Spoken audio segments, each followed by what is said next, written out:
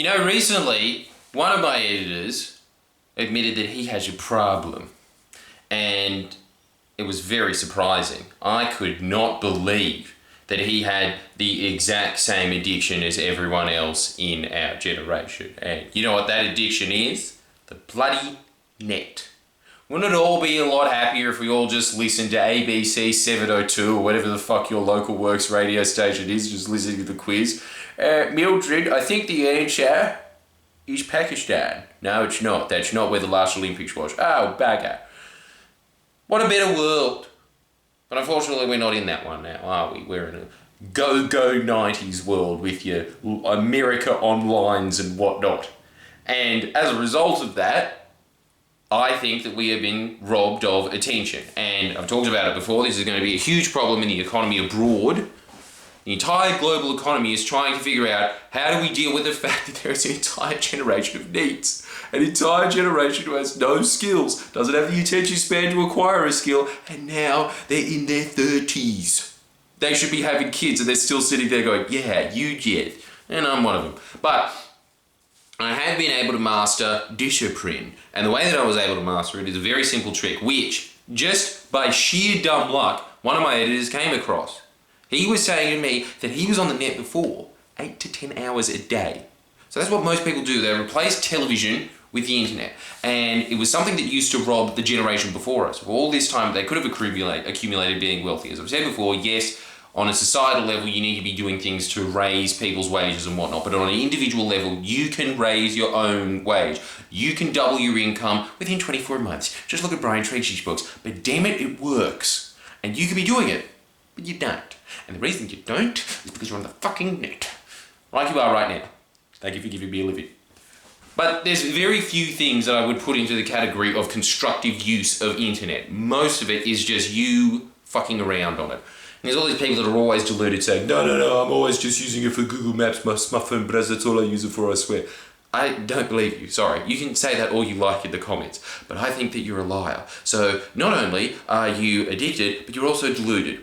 And on top of that, I think that you have no character whatsoever, and I don't wish to meet you ever in my life. Come say hi to me after a stand-up show if they're ever allowed again.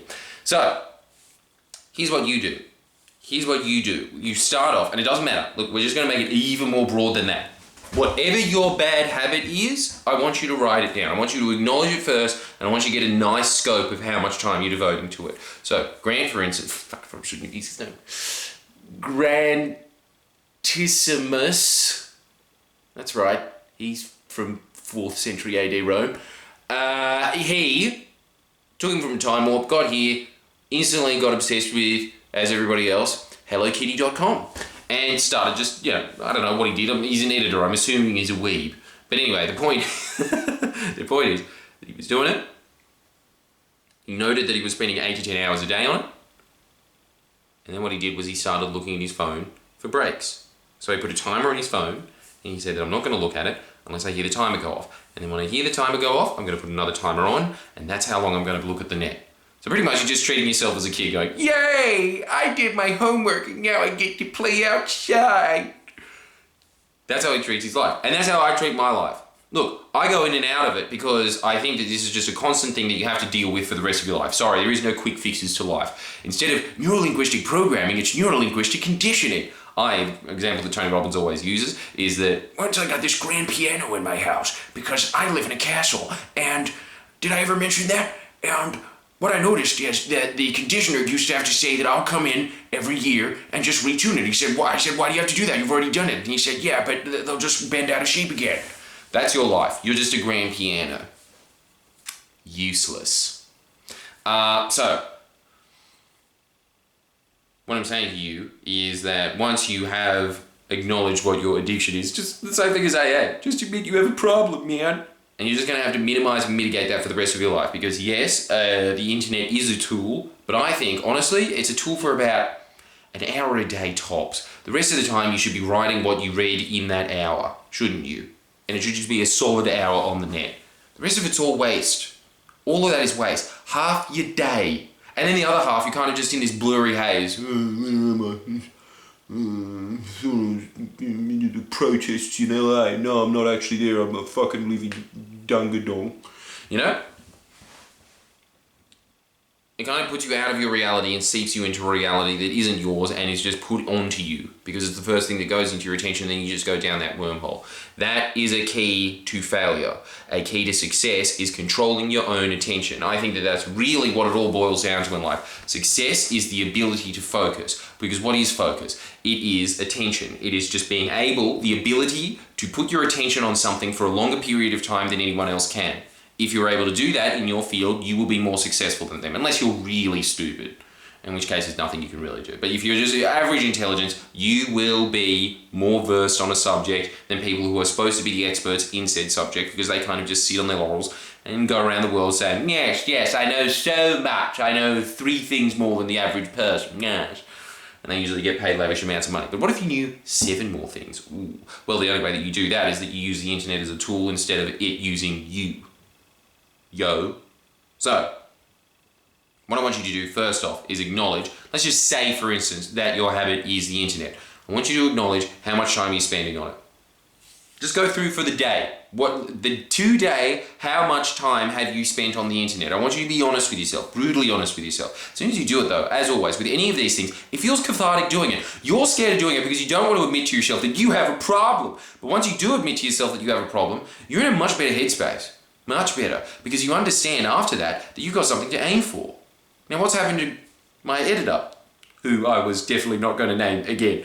He was looking at it, realised that he had that time space on it, gave himself just 2 little things. I'm only going to be looking at the phone in allotted breaks. As a result of that, he reduced himself, and he knows this for a fact. He reduced his time use because he downloaded the app. I can't remember what it is because I don't have a smartphone in the first place, so this isn't a problem of mine. But he downloaded an app where he can look at how much time he's been using on his phone. And that went down from 8 to 10 hours to 1 to 2. Huge jump.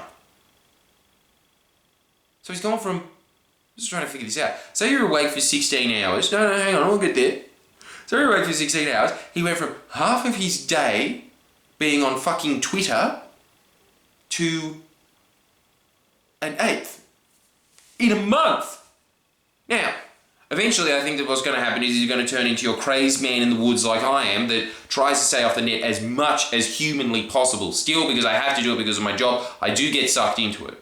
But I think that it is a different separation from having the phone in front of you going ding, ding, ding, ding, ding, fucking ding.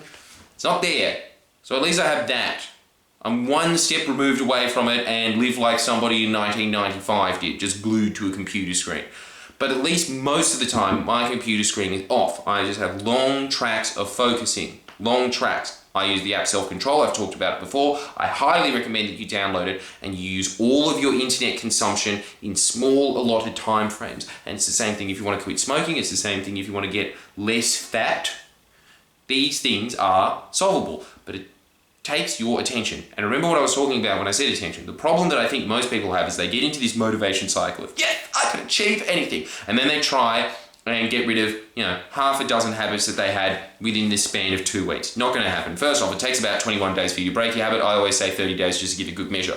So what I propose that you do is you focus on 1 a month. This month, I just want you to focus on your primary habit that you want to destroy. Just that. Keep everything else the same. Just focus on reducing that. And it will be a struggle. But if you focus on it for the next 30 days, you will reduce it significantly. And you will be very proud of it. My editor is extremely proud of the fact that he has reduced it from being half of his day to an 1/8 of his day, as he should be. That is so much more time that he has to be productive. That is so much more time that he has to move towards his goals in life instead of moving towards other people's goals and being a pawn of theirs. It's time for you to step up and be a fucking king instead of a pawn. What a shit. Just doesn't work, does it? Hey, you know what's cool? Chef. So, that's my homework for you. Identify the habit, notify how much time you've got on it, focus on the next month of reducing that habit. Come up with 1 or 2 strategies. I will do this. Just notice when you get that little trigger in it, and then you'll say like, okay, so I want to go on the internet first thing in the morning. What I'm going to do instead is I'm going to read first thing in the morning. That is how I'm going to start my day, right? That's how you get it done. So, get it done, and give me a like for imparting this priceless wisdom onto you, okay?